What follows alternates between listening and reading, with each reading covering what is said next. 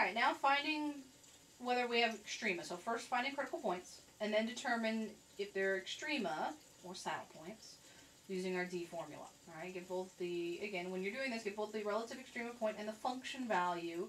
So remember, the point tells me where the extrema is. Plugging that point back into the original function gives me the actual max and min of the function, right? It's the function value that's the maximum, and the function value that's the minimum. Alright, so the first example, this would be like a cost function.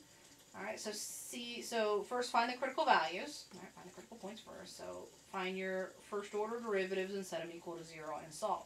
So I get 24x minus 52 equals 0, and then c sub y, 60y minus 90 equals 0. Alright, so this is more like the first case I solved for my x in the first expression. And again, always give your answers as reduced fractions. So 52 divided by 24 reduces down to 13 over 6. And 9 divided by 60 reduces to 3 halves. Alright, so my critical value, I've got 1, is 13 over 6 and 3 halves. Alright, now I want to figure, is that critical value a max, min, or neither? Saddle point. Alright, so remember, the D formula is, I find the second derivative with respect to x, multiply it by the second derivative with respect to y, subtract one of my mixed derivatives, but remember, it's the square of my mixed derivative.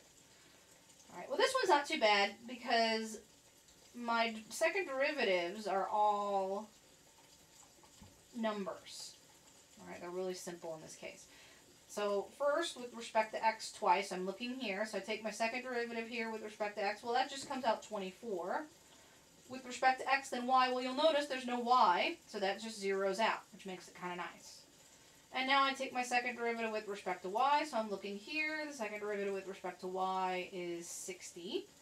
And so the D in this case is just a simple multiplication of numbers. So I've got 24 for the xx, 60 for the yy, 0 for the mixed, and so this is obviously going to come out positive, right? 24 times 60 is going to give me a positive number. And so that tells me it's turning. Alright, so again, that checks that it's turned, and then I check which direction it turns. Well, if I look at the xx, that's positive. 24. It's greater than 0, that's positive. And so that means it turns up, right? It's turning. The D tells me it turns, and this is the direction it's turning. So since it turns up, it's going to give me a relative minimum at the point 13, 6, 3 halves. Alright, that's the location.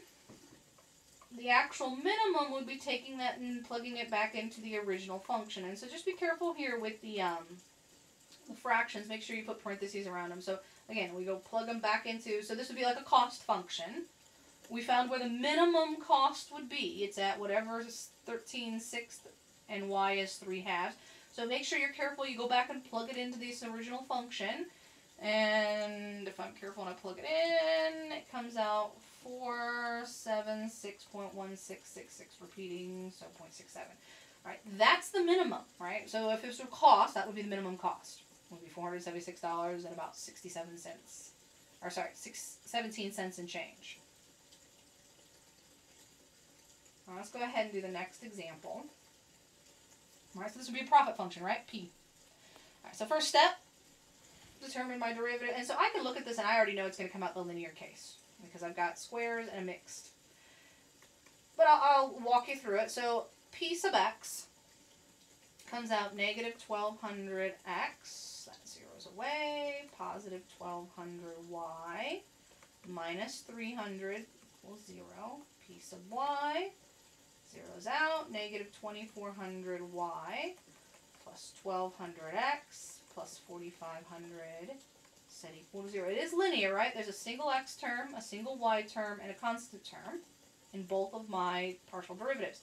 And so this means I can use a matrix. All right, in order to use a matrix, I have to reorder my partial derivatives, I have to have ax by set equal to constant. So in the first one, negative 1200x plus positive 1200y. I add the 300 to the other side, right? Because it's a negative here. To move it over to the other side, I have to add it, so it's equal to positive 300. All right, the second one, remember, x first, y second, move the constant. So the x term is a positive 1200. The y term is a negative 2400.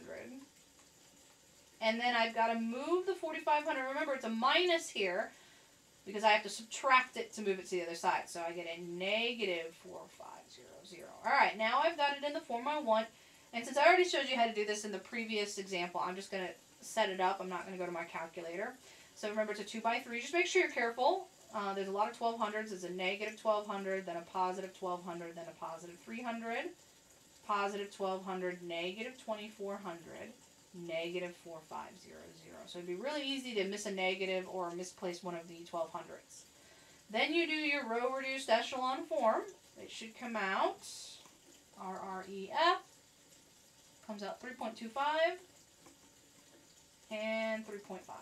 And so remember, the first line gives me my x, the second line gives me my y, and that's just the nature of the row reduction.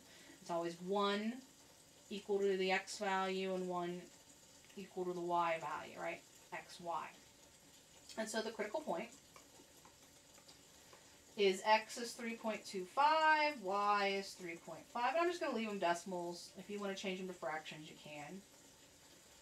But since they're nice decimals, I'm just going to leave them. And so now, we've got the critical. Now is the d-test. Determine, is it a max, min, or neither? And again, I'm assuming it's going to come out maximum since it's a p. It's probably a profit case, but I can't assume that, right? I've got to verify it. So remember, the d-test is I take the second derivative with respect to x times the second derivative with respect to y minus the mixed derivative squared. All right, so I've got to find those three derivatives. With the linear case, these are always going to just be numbers. All right, so looking at the x first, so I'm going to go back up here. Taking the derivative with respect to x, well, looking at the x term, that's going to give me a negative 1200. With respect to y, so still looking at this with respect to y, is going to give me a positive 1200. All right, so done with that one. Now I look at the y. So now I'm looking here. With respect to y, is going to give me a negative 2400. All right, and again, whenever it's the linear case, these are always just going to come out numbers. All right, so when I do my d-test, it's going to be the xx, which is negative 1200, the yy, which is negative 2400, minus the mixed squared, so 1200 squared. And so d comes out, I think it's a fairly large number, all right, which is going to come out positive. All right, that's really all I need to know is that this is bigger than that. All right, so that tells me it turns. And then I pick one of mine. All right, my xx is negative, my yy is also negative. And so not only does it turn, but it turns down, right? The test tells me it turns. Then I look at one of my second derivatives with respect to either x or y. And it tells me how it's turning. So it's turning down, so that means the critical value is a relative max, right, if it turns down. And so the relative max, so the location is at the point, the relative max, well, I'd have to go back to the original profit equation, plug in my x and my y. All right, so again, I'm going to go back all the way up here to this original equation. Plug in the x value, 3 1/4. Plug in the y value, 3 1/2. And again, the biggest thing with these is, for me at least, is mistyping something into my calculator, all right? Because again, it's a fairly complex number. So I usually just do it bit by bit and just keep adding. But just make sure you're careful. Maybe carefully plug in your x value, carefully plug in your y value. It comes out, hopefully, if I've typed it in right, 3,787 and 50 cents. So 3787.5 should be the maximum. So again, if we're talking profit, that would be the maximum profit. All right, we'll stop there. We'll pick up the next example in the next video.